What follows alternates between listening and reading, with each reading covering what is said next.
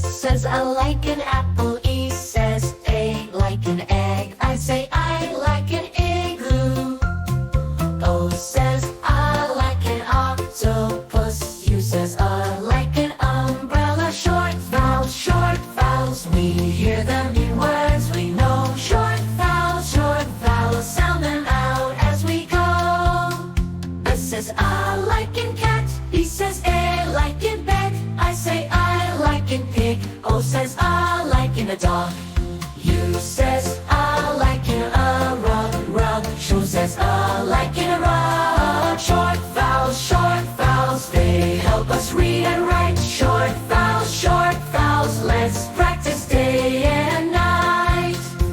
With A, E, I, O, U, we can read and spell anew. Practice every single day, and soon we'll know just what to say.